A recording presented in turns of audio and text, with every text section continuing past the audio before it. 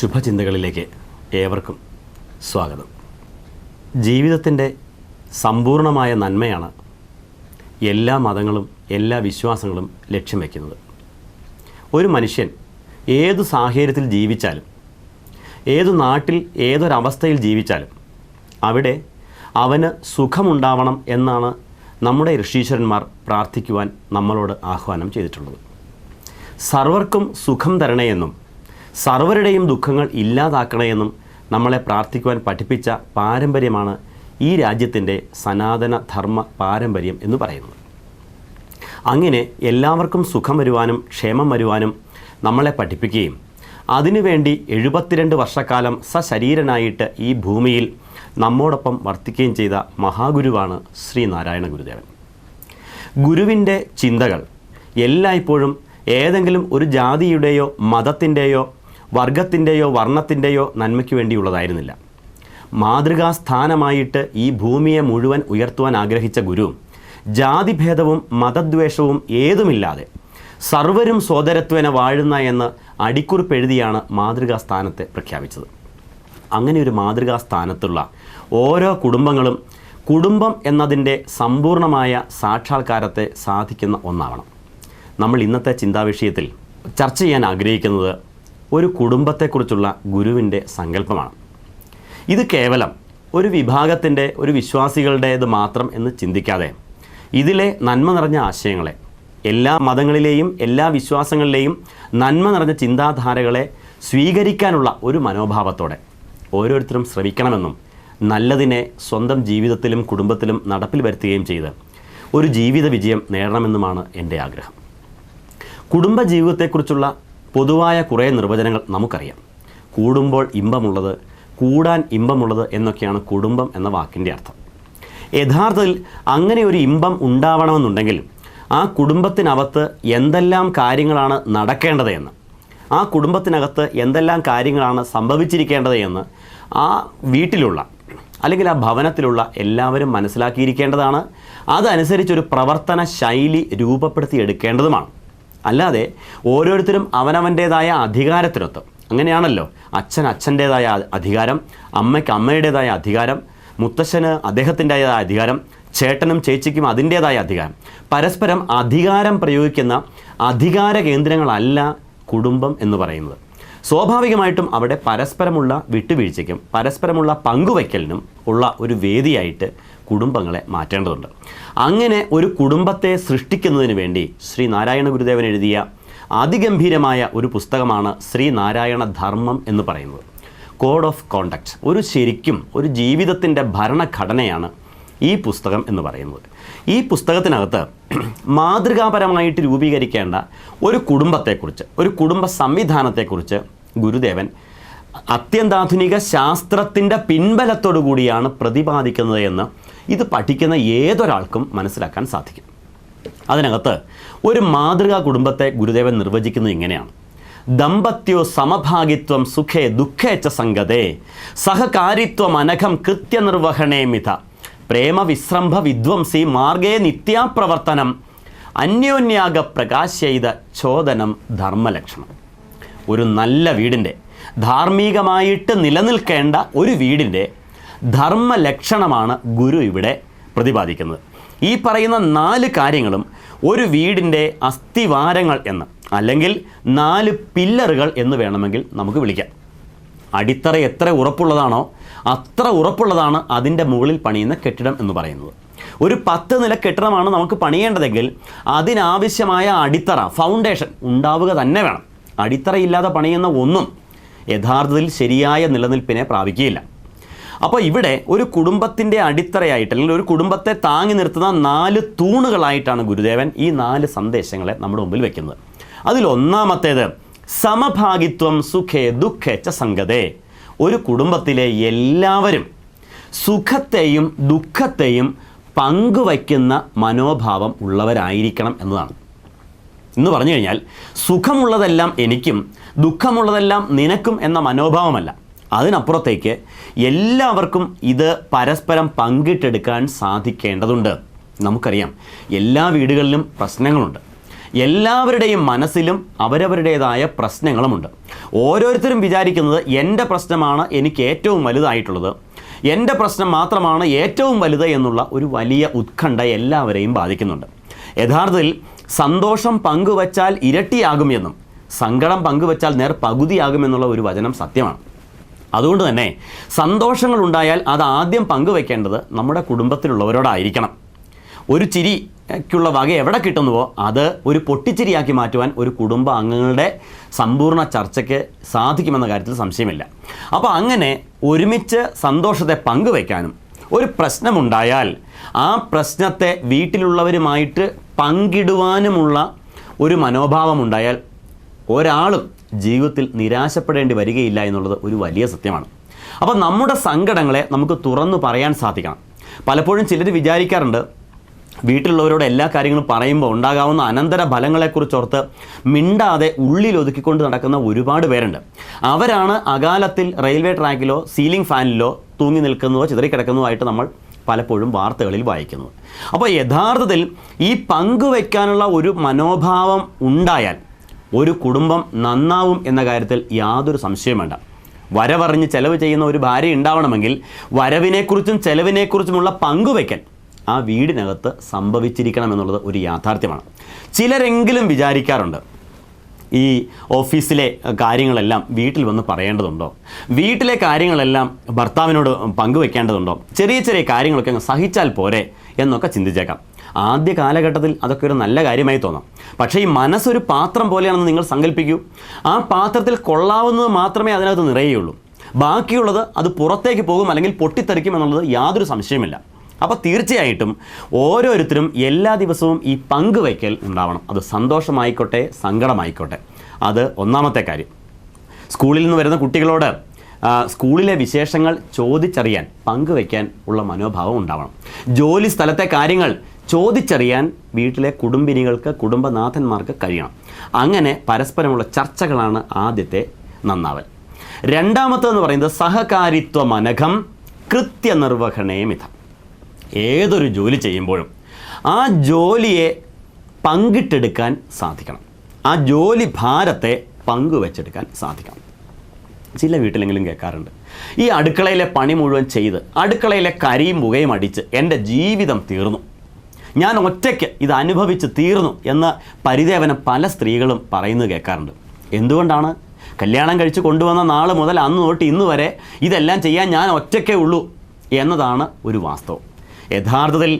യഥാർത്ഥത്തിൽ ഏതു ജോലിക്കും അതിൻ്റേതായ മാന്യതയുണ്ട്.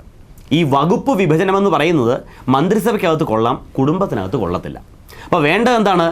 വീട്ടിലെ ജോലികൾ പങ്കുവയ്ക്കാൻ സാധിക്കണം.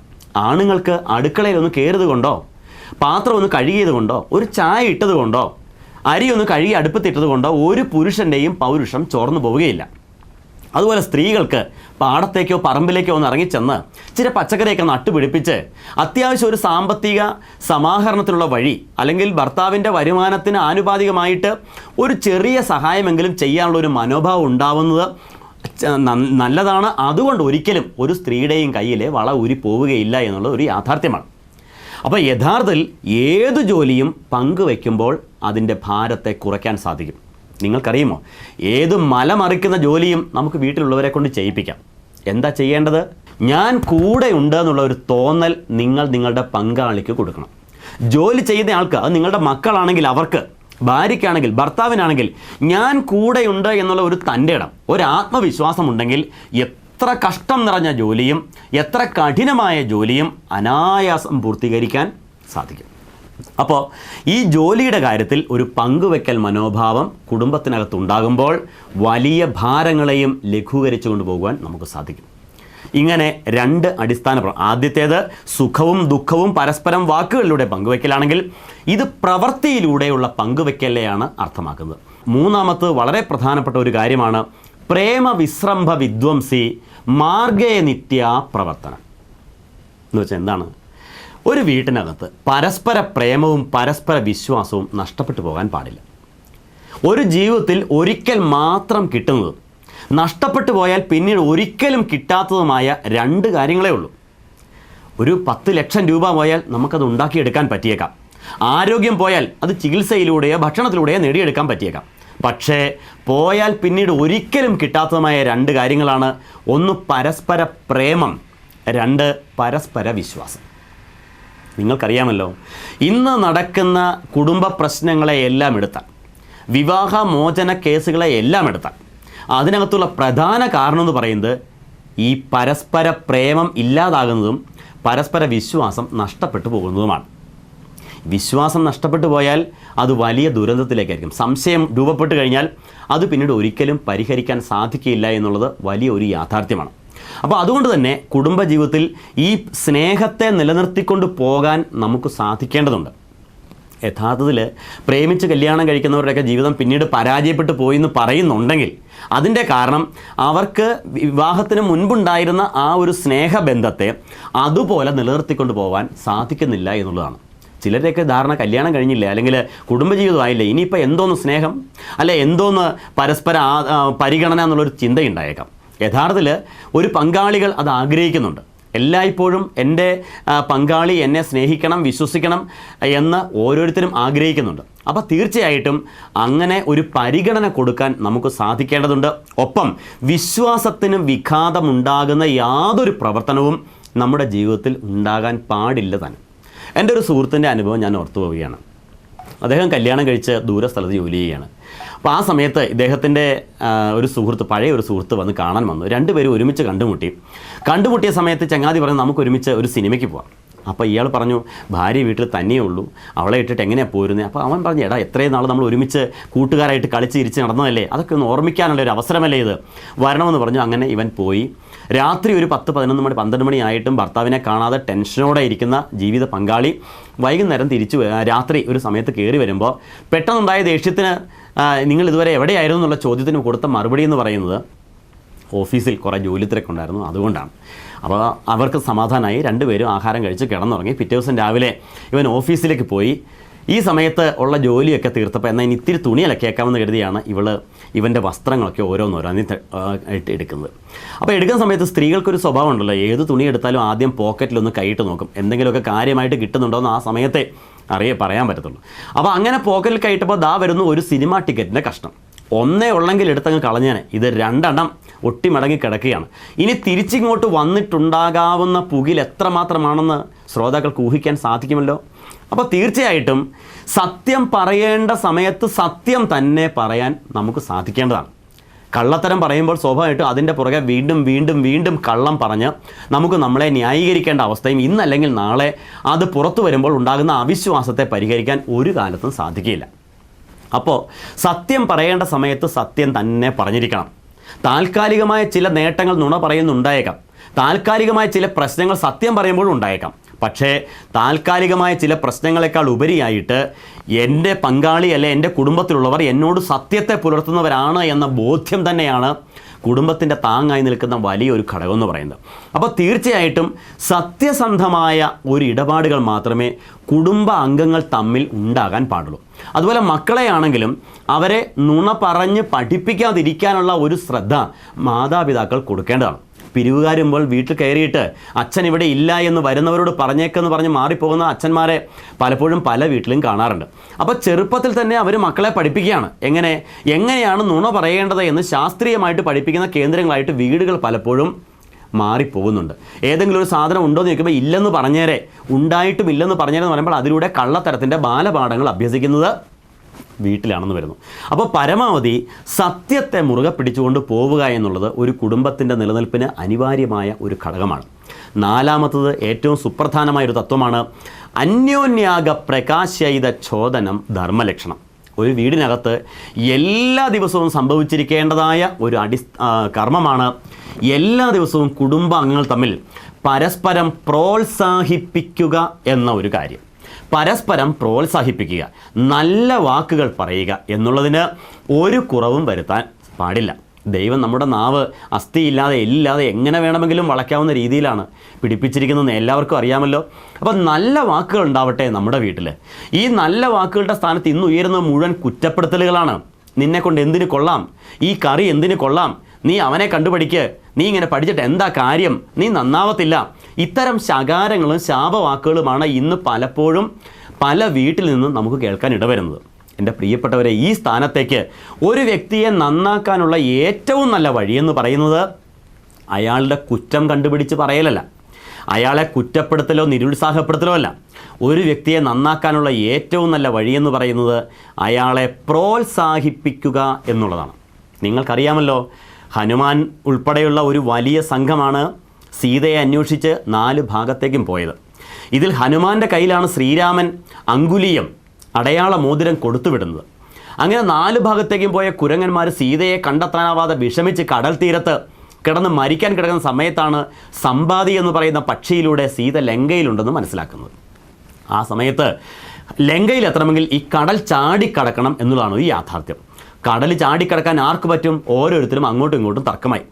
ചില ആളുകൾ പറഞ്ഞു, ഞാനൊരു 10 യോജന ചാടും, 20 യോജന ചാടും, 30 യോജന ചാടും. അങ്ങനെ ഓരോരുത്തരും തർക്കിക്കുകയാണ്. ഹനുമാനോട് ചോദിച്ചു, ഹനുമാനെ നിനക്ക് എത്ര ചാടാൻ പറ്റും? ഹനുമാൻ പറഞ്ഞു, ഞാൻ വിചാരിച്ചാൽ പരമാവധി 10, 20, 30 യോജനയ്ക്കുള്ളിൽ ചാടാൻ പറ്റത്തില്ല, എന്നെക്കൊണ്ട് എന്തായാലും ലങ്കയിലെത്താൻ പറ്റുന്നില്ല. ഇങ്ങനെ ഹനുമാൻ പറഞ്ഞ സമയത്ത് ഒരാൾക്കും ഇതിന് കഴിയില്ല എന്ന് വാനര സൈന്യത്തിന് ബോധ്യം വന്നപ്പോഴാണ് അങ്കദൻ എന്ന് പറയുന്ന ആ കൂട്ടത്തിലെ ഏറ്റവും പ്രായമായ കുരങ്ങൻ ഹനുമാനെ വിളിച്ച് മാറ്റി നിർത്തി ചില കാര്യങ്ങൾ പറഞ്ഞത്. എന്താ പറഞ്ഞത്? ഹനുമാനെ, ആരുടെ കയ്യിലാണ് ശ്രീരാമസ്വാമി അടയാളമോതിരം തന്നിരിക്കുന്നത്? നിൻ്റെ കയ്യിലാണ്.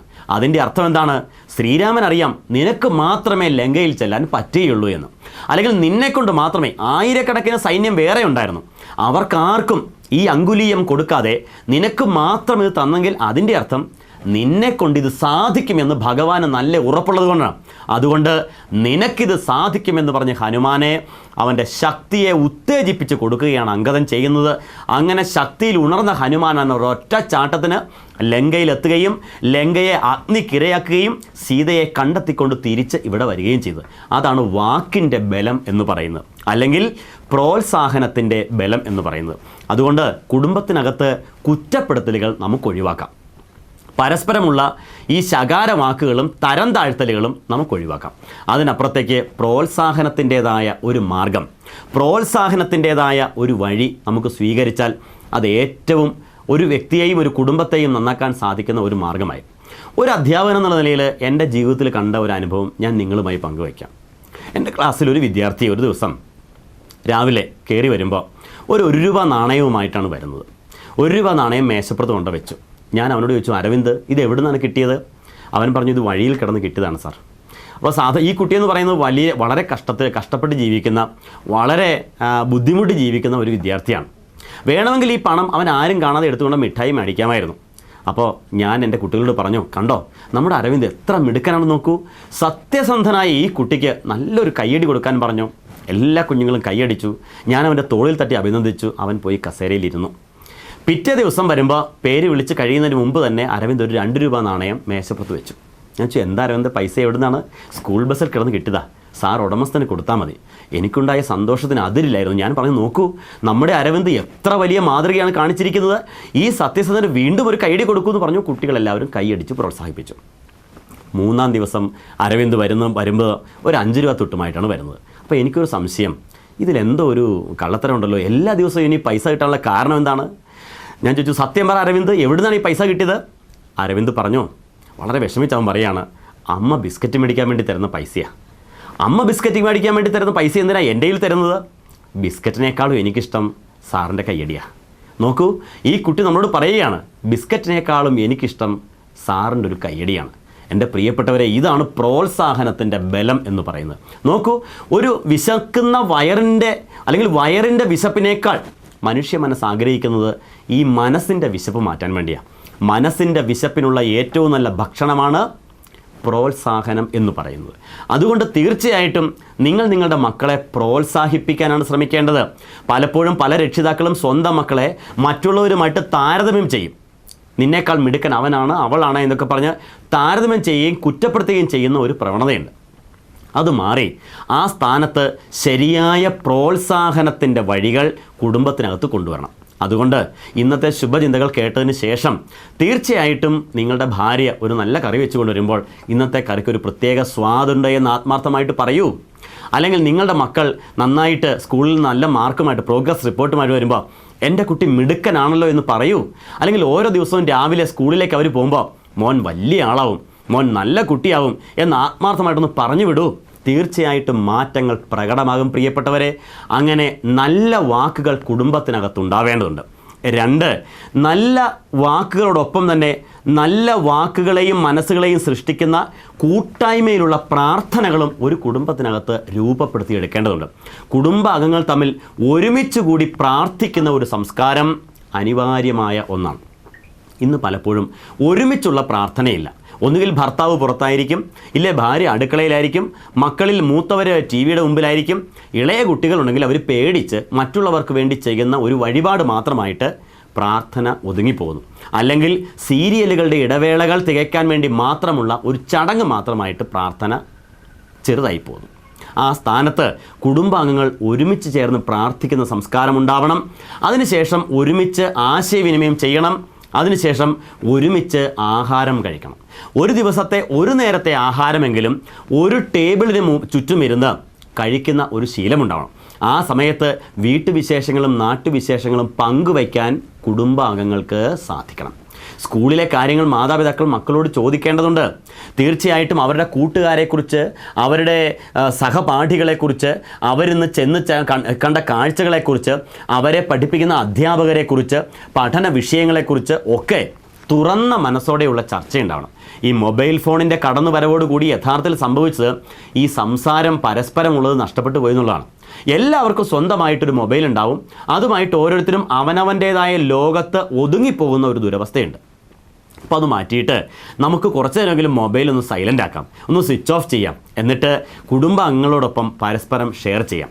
ഈ 4 കാര്യങ്ങൾ ഏതൊരു ഭവനത്തിലാണോ നടക്കുന്നത് അത്തരം ഭവനങ്ങൾ വനമല്ലാതായിത്തീരും, ഭവനമായിത്തീരും. ഭവനം എന്ന വാക്കിൽ ഭ എന്ന അക്ഷരം ഭക്തി, വിശ്വാസം, പ്രാർത്ഥന ഇതുമായിട്ട് ബന്ധപ്പെട്ടതാണ്. അപ്പോൾ ഈ ആത്മീയത നിലനിൽക്കുമ്പോഴാണ് വനങ്ങൾ ഭവനങ്ങളായിട്ട് മാറുന്നത്. അല്ലെങ്കിൽ ഒരു വീട് അഥവാ ഒരു കെട്ടിടം ഒരു കുടുംബമായിട്ട് രൂപപ്പെടുന്നത്. അന്തസൂര്യാംശു സമ്പാദ ശുദ്ധവായു സമാശ്രയ എന്ന് പറയുന്ന പോലെ വിശുദ്ധിയുടെ ഗൃഹങ്ങളായിട്ട് ഓരോ വീടുകളെയും മാറ്റിത്തീർക്കുവാൻ ഈ 4 നിയമങ്ങൾ, അല്ലെങ്കിൽ ദമ്പത്യോ സമഭാഗിത്വം സുഖേ ദുഃഖേ ച സംഗതേ സഹകാരിത്വം അനഘം കൃത്യ നിർവഹണേ മിഥ പ്രേമ വിശ്രംഭ വിദ്വംസി മാർഗേ നിത്യ പ്രവർത്തനം അന്യോന്യാഗ പ്രകാശ്യൈത ചോദനം ധർമ്മലക്ഷണം എന്ന ഈ ഗുരുസങ്കല്പത്തെ സാക്ഷാത്കരിച്ചാൽ മാത്രം മതിയാകും. കാരണം ഗുരു എന്ന് പറയുന്നത് ഒരു വെളിച്ചമാണ്. ഗുകാരന്ധകാരശ്ച രുകാരസ്ഥ നിരോധക അന്ധകാര വിനാശിത്വാത് ഗുരുരിത്യഭിധീയതേ. ഇരുട്ടിനെ ഇല്ലാതാക്കുന്നവനാണ് ഗുരു എന്ന് പറയുന്നത്.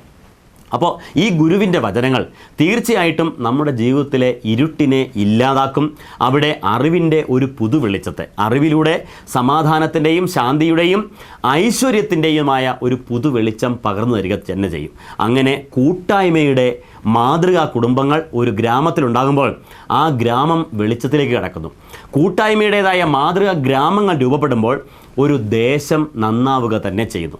ഇങ്ങനെ വ്യക്തിയിൽ നിന്ന് കുടുംബങ്ങളിലൂടെ, ഗ്രാമങ്ങളിലൂടെ ദേശത്തെ സംരക്ഷിക്കുക, ദേശത്തെ നന്നാക്കിയെടുക്കുക എന്നുള്ളതായിരുന്നു ഗുരുവിൻ്റെ മാതൃകാ കുടുംബ സങ്കല്പത്തിൻ്റെ അടിത്തറ എന്ന് പറയുന്നത്.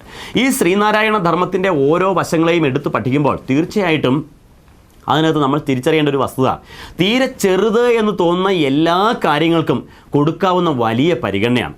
തീരെ ചെറിയ കാര്യങ്ങളെ അപ്രസക്തമായിട്ട് തല്ലാതെ ഓരോ കാര്യങ്ങൾക്കും ശരിയായ പരിഗണനയും പ്രാധാന്യവും കൊടുത്തുകൊണ്ട് വേണം കുടുംബാംഗങ്ങൾ മുന്നോട്ട് പോവേണ്ടത്. പലപ്പോഴും ഈ കുടുംബത്തിൽ ഈ ചെറിയ ചെറിയ കാര്യങ്ങൾക്കുള്ള ഒരു പരിഗണന, ഉദാഹരണമായി പറഞ്ഞു കഴിഞ്ഞാൽ ഒന്ന് പരസ്പരം മനസ്സ് തുറന്ന് സംസാരിക്കാനായിട്ട്, കുടുംബത്തിലുള്ള അംഗങ്ങളെ കാണുമ്പോൾ പരസ്പരം ഒന്ന് വിഷ് ചെയ്യാനായിട്ട്, പരസ്പരം ഒരു അഭിവാദനം അർപ്പിക്കാനായിട്ട്, ഒരു ആശംസ കൊടുക്കാനായിട്ട്, ഒരു നല്ല പുകഴ്ത്തൽ, നല്ലൊരു പ്രശംസ കൊടുക്കാനായിട്ട് ഒക്കെ വലിയ ലുബ്ധ കാണിക്കുന്ന അവസ്ഥയുണ്ട്. ചിലരെങ്കിലും ചോദിക്കാറുണ്ട്, എൻ്റെ ഭാര്യയല്ലേ, എൻ്റെ ഭർത്താവല്ലേ, എൻ്റെ മക്കളല്ലേ, എപ്പോഴൊക്കെ ഇതിൻ്റെ ആവശ്യമുണ്ടോ എന്നുള്ള ചിന്തയുടെ അപ്പുറത്തേക്ക് മനുഷ്യ മനസ്സ് ആഗ്രഹിക്കുന്ന ഏറ്റവും വലിയ സംഗതിയാണ് ഈ പരസ്പരമുള്ള പരിഗണന എന്ന് പറയുന്നത്. ആ പരിഗണന കൊടുക്കാൻ കഴിഞ്ഞില്ലെങ്കിൽ, പുറത്തെവിടെ നിന്നെങ്കിലും ആ പരിഗണന കിട്ടിയാൽ മക്കൾ ആ വഴിക്ക് പോകും. അല്ലെങ്കിൽ മക്കളല്ല, മനുഷ്യൻ്റെ മനസ്സ് ആ വഴിക്ക് തിരിയും. അതുതന്നെയല്ലേ എല്ലാ പ്രശ്നങ്ങളുടെയും കാരണം. വീട്ടിൽ കിട്ടാത്ത എന്തെങ്കിലുമൊക്കെ പുറത്ത് കിട്ടുമ്പോൾ ആ വഴിയിലേക്ക് തിരിയാനിടയാവും. അതുകൊണ്ട് പ്രിയപ്പെട്ട മാതാപിതാക്കളെ, നിങ്ങൾ നിങ്ങളുടെ മക്കൾക്ക് ശരിയായ സ്നേഹവും പരിഗണനയും കൊടുക്കുന്നുണ്ടോ എന്ന് ഒരാത്മപരിശോധന നടത്തി നോക്കൂ. അതുപോലെ മക്കൾ തമ്മിൽ ജ്യേഷ്ഠാനുജന്മാരും സഹോദരങ്ങളും തമ്മിൽ ശരിയായ ഒരു ആശയവിനിമയവും പരിഗണനയും നൽകുന്നുണ്ടോ എന്ന് ഒന്ന് ആത്മപരിശോധന നടത്തും. അങ്ങനെ ആത്മപരിശോധനയിലൂടെ നമുക്ക് നമ്മളിലെ കുറവുകളെ കണ്ടെത്താനും നമുക്ക് നമ്മളിലെ പോരായ്മകളെ പരിഹരിക്കുവാനും അങ്ങനെ ഗുരു വിഭാവന ചെയ്ത മാതൃകാ കുടുംബങ്ങളെ സൃഷ്ടിക്കുവാനും സാക്ഷാത്കരിക്കുവാനും കഴിയുമ്പോഴാണ് മുമ്പ് സൂചിപ്പിച്ച മാതൃകാ കുടുംബങ്ങൾ രൂപം കൊള്ളുന്നത്. അങ്ങനെയുള്ള മാതൃകാ കുടുംബങ്ങൾ ഒരിക്കലും അകാലത്തിൽ പൊലിയേണ്ടി വരികയില്ല. അവരൊക്കെ തീർച്ചയായിട്ടും ഈശ്വരൻ്റെ ദൈവത്തിൻ്റെ ഇച്ഛയ്ക്കൊത്ത് ദീർഘകാലം വസിക്കും എന്ന കാര്യത്തിൽ സംശയവുമില്ല. ഒപ്പം നമുക്ക് ഈ കുടുംബങ്ങളിൽ അനിവാര്യമായിട്ട് പരസ്പരമുള്ള വിദ്യാഭ്യാസത്തെ മതബോധത്തെ ഒക്കെ ആർജിക്കേണ്ടതുണ്ട്. നിങ്ങൾക്കറിയുമോ, ആദ്യമായിട്ട് ഒരു സമൂഹത്തെ ബോധവൽക്കരിക്കണം എന്ന് ഗുരു ആഗ്രഹിച്ചപ്പോൾ ആ സമയത്ത് ബോധവൽക്കരണത്തിന് വേണ്ടി സമൂഹത്തിന് കൊടുത്ത 4 വിഷയങ്ങളിൽ മതം, സദാചാരം, വിദ്യാഭ്യാസം, വ്യവസായം എന്നിവയാണ് ഉൾപ്പെട്ടിരുന്നത്. മതബോധമെന്ന് പറയുന്നത് കുടുംബങ്ങളുടെ നവീകരണത്തിന് അനിവാര്യമായ ഒന്നാണ്. ക്രൈസ്തവ സഹോദരങ്ങൾ അവരുടെ മതബോധത്തിൽ അടിയുറച്ച് വളരുകയും വിശ്വസിക്കുകയും ചെയ്യണം. ഇസ്ലാം മത സഹോദരങ്ങൾ അവരുടെ മതബോധത്തിൽ അടിയുറച്ച് വളരുകയും വിശ്വസിക്കുകയും ചെയ്യട്ടെ.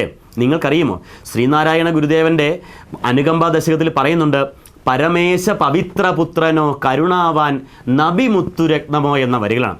പരിശുദ്ധനായ ദൈവത്തിൻ്റെ പരിശുദ്ധ പുത്രനായ യേശുവാണോ അതോ മുത്തുരത്നമാണോ? മുഹമ്മദ് നബി തിരുമേനിയെ വിളിച്ച ഒരു വലിയ പേരാ മുത്തുരത്നം, മുത്തുനബി എന്ന പ്രയോഗം. നോക്കൂ, അങ്ങനെ എല്ലാത്തിനെയും അംഗീകരിച്ചുകൊണ്ട് സ്വന്തം മതബോധത്തിൽ അടിയുറച്ച് വിശ്വസിച്ച് പോകുന്ന കുടുംബങ്ങളെ രൂപീകരിക്കാൻ നമുക്ക് സാധിക്കണം. അതിന് വേണ്ടത് എന്താണ്? അടിസ്ഥാനപരമായിട്ട് അതിനാവശ്യമായ ഒരു ചിട്ടയും ഒരു ജീവിത പന്ഥാവും രൂപപ്പെടുത്തിയിരിക്കേണ്ടതുണ്ട്. രണ്ടാമത്തത് സദാചാരം എന്ന് പറയും. പലപ്പോഴും ദുരാചാരങ്ങളാണ് ഇന്ന് നമ്മളെ നയിക്കുന്നത്. തൊട്ടതിനും പിടിച്ചതിനുമെല്ലാം ആവശ്യമില്ലാത്ത ആചാരങ്ങളും അനുഷ്ഠാനങ്ങളും വെച്ച് പുലർത്തിക്കൊണ്ട് പലപ്പോഴും പല കുടുംബങ്ങളും പല ദുഃഖങ്ങളിലും വൈതരണികളിലും പെട്ട് ഉഴലുന്ന ഒരു കാഴ്ച നമുക്ക് കാണാൻ സാധിക്കും. അത് അവരുടെ വിശ്വാസത്തിലേക്ക് തെറ്റായ പ്രവണതകൾ വന്നു ചേരുന്നതാണ്. വിശ്വാസം ഒരിക്കലും അന്ധമാവാൻ പാടില്ല. കാരണം വിശ്വാസം സദാചാരത്തിൽ അടിയുറച്ചതാകുമ്പോൾ അത് ശാശ്വതമായി തീരും. അപ്പോൾ സദാചാരപരമായ ഒരു വിശ്വാസ പദ്ധതിയെ രൂപീകരിക്കാൻ മതപുരോഹിതന്മാർക്ക് കഴിയേണ്ടതുണ്ട്. സദാചാരപരമായ ഒരു വിശ്വാസ പദ്ധതിയെ നമുക്കറിയാം. ഒരു കാലത്ത് വളരെ മോശമായ ആചാര അനുഷ്ഠാനങ്ങൾ നമ്മുടെയൊക്കെ ആരാധനാലയങ്ങളിലും ക്ഷേത്രങ്ങളിലും ഒക്കെ നടന്നു വന്നിരുന്നു. അതാത് കാലങ്ങളിൽ വന്ന പ്രവാചകന്മാരും അവതാരങ്ങളുമൊക്കെയാണ് അത്തരം ദുരാചാരങ്ങളിൽ നിന്ന് മാനവ സമൂഹത്തെ മോചിപ്പിച്ചെടുത്തത്. അപ്പോൾ ഇനിയും ആ പഴയ കാലത്തേക്കുള്ള ഒരു തിരിച്ചുപോക്ക് പല സ്ഥലങ്ങളിലും നടക്കുന്നുണ്ടോ എന്നുള്ള കാര്യത്തിൽ ഒരു സംശയമുണ്ട്. അതുകൊണ്ട് സദാചാരം എന്താണ് എന്നും സദാചാരത്തെ അറിഞ്ഞു പാലിക്കേണ്ടതിൻ്റെ ആവശ്യകത എന്താണെന്നും നമ്മൾ പുതിയ തലമുറയെ പഠിപ്പിക്കണം. അങ്ങനെ ആചാരനിഷ്ഠമായ ഒരു തലമുറയെ വളർത്തിക്കൊണ്ടുവരാൻ സാധിക്കണം. ചിലരൊക്കെ ചോദിക്കാറുണ്ട്, എന്തിനാണ് ഈ ആചാരങ്ങൾ? രാവിലെ എഴുന്നേൽക്കുക, കുളിക്കുക, പ്രാഥമിക കർമ്മങ്ങൾ ചെയ്യുക, അങ്ങ് പോവുക. അങ്ങനെ പോയാൽ മനുഷ്യനും മൃഗങ്ങളും തമ്മിൽ എന്താ വ്യത്യാസം എന്ന് പറയുന്നത്? മൃഗങ്ങൾക്ക് ഏതായാലും ഇത്തരം ആചാരങ്ങളൊന്നുമില്ല. അവർക്ക് ഉണ്ണുക, ആഹാരം കഴിക്കുക, കിടന്നുറങ്ങുക, ഇങ്ങനെയുള്ള പ്രവർത്തനങ്ങളായിട്ട് അവരങ്ങ് പോയാൽ മതി. അപ്പം മനുഷ്യനും മൃഗവും തമ്മിലുള്ള സവിശേഷമായ വ്യത്യാസം എന്ന് പറയുന്നത് ഈ ഒരു തിരിച്ചറിവാണ്. അറിവ് എല്ലാവർക്കുമുണ്ട്, തിരിച്ചറിവ് മനുഷ്യന് മാത്രമുള്ള ഒരു സംഗതിയാണ്. അപ്പോൾ ഈ തിരിച്ചറിവുള്ള മനുഷ്യൻ തീർച്ചയായിട്ടും അവൻ്റെ അറിവിലേക്ക് ഈ സദാചാരപരമായ ഒരു ജീവിത പദ്ധതിയെ കൊണ്ടുവരുമ്പോൾ ആരോഗ്യകരമായ ഒട്ടനേകം മാറ്റങ്ങൾ അവിടെ ഉണ്ടാകുന്നു. അവരുടെ ജീവിത രീതിയിലും ആഹാര രീതിയിലും പെരുമാറ്റത്തിലും പ്രവൃത്തിയിലുമെല്ലാം ഈ പറഞ്ഞ സദാചാരം അവനെ സ്വാധീനിക്കാൻ ഇടവരുന്നു. ഈ സദാചാരത്തെ മുൻനിർത്തിക്കൊണ്ടുള്ള ഒരു ജീവിത പദ്ധതി അവലംബിക്കുമ്പോൾ സ്വാഭാവികമായിട്ടും അവൻ്റെ ജീവിതത്തിൽ അടിമുടി ഒരു മാറ്റത്തെ രൂപപ്പെടുത്തിയെടുക്കാൻ നമുക്ക് സാധിക്കുന്നു. അപ്പോൾ സദാചാരം എന്താണെന്ന് അറിഞ്ഞുകൊണ്ട് ആചരിക്കാനുള്ള ശ്രമം കുടുംബത്തിനകത്ത് ഉണ്ടാവേണ്ടതാണ്. മൂന്നാമത്തത് മതം, സദാചാരം, വിദ്യാഭ്യാസം, അറിവിന്, വിദ്യാഭ്യാസ പ്രവൃത്തിക്ക് പ്രാധാന്യം കൊടുക്കേണ്ടതുണ്ട്. അപ്പോൾ പരമാവധി അറിവിനെ ആർജിക്കാനും ഒരു കുടുംബത്തിലുള്ള അംഗങ്ങൾക്ക് സാധിക്കേണ്ടതാണ്. അല്ലാതെ കുറച്ച് ആഹാരം കഴിക്കുക, എങ്ങനെയെങ്കിലും അങ്ങ് ജീവിക്കുക, കുറേ സ്വത്ത് സമ്പാദിക്കുക എന്നുള്ളതിനപ്പുറത്തേക്ക് പരസ്പരം അറിയാനും ആദരിക്കാനും കുടുംബാംഗങ്ങൾക്ക് സാധിക്കേണ്ടതുണ്ട്. ഇങ്ങനെ മതപരമായ വിശ്വാസത്തിൽ ഊന്നി നിന്നുകൊണ്ട് സദാചാരപരമായ ഒരു പ്രവൃത്തിയിലൂടെ അവനവൻ്റേതായ അറിവിനെ കൂടുതൽ ഉന്നതിയിലേക്ക് ഉയർത്തിക്കൊണ്ട് ഒരു കുടുംബാംഗങ്ങൾക്ക് വളരാൻ സാധിക്കുമ്പോൾ അത്തരം കുടുംബങ്ങൾ കൂടുമ്പോൾ ഇമ്പമുള്ള യഥാർത്ഥ കുടുംബങ്ങളായിട്ട് രൂപപ്പെടേണ്ടി വരുന്നു, അല്ലെങ്കിൽ രൂപപ്പെടുകയാണ് ചെയ്യുന്നത്. അതുകൊണ്ട് അവസാനമായിട്ട് ഒരിക്കൽ കൂടി പറയട്ടെ, ഒരു കുടുംബത്തിനകത്ത് പരസ്പരമുള്ള സഹകരണം നമുക്ക് ഉറപ്പാക്കാം, പരസ്പരം തുറന്ന് സംസാരിക്കാനുള്ള ശീലങ്ങൾ ഉണ്ടാക്കാം, പരസ്പരം നല്ല വാക്കുകൾ പറയാനുള്ള ഒരു മനോഭാവം ഉണ്ടാക്കിയെടുക്കാം, പരസ്പരം പ്രോത്സാഹിപ്പിക്കാനും സുഖദുഃഖങ്ങളിലും ജോലികളെയും പങ്കുവയ്ക്കാനുമുള്ള മനോഭാവം ഉണ്ടാക്കിയെടുക്കാം. അങ്ങനെയുള്ള മാതൃകാ കുടുംബങ്ങളായിട്ട് ഇത് കേട്ട ഓരോ കുടുംബങ്ങളും രൂപാന്തരപ്പെടട്ടെ എന്ന് പ്രാർത്ഥിച്ചുകൊണ്ട് ഏവർക്കും ഒരു ശുഭദിനം ആശംസിച്ചുകൊണ്ട് നിർത്തുന്നു. നമസ്കാരം.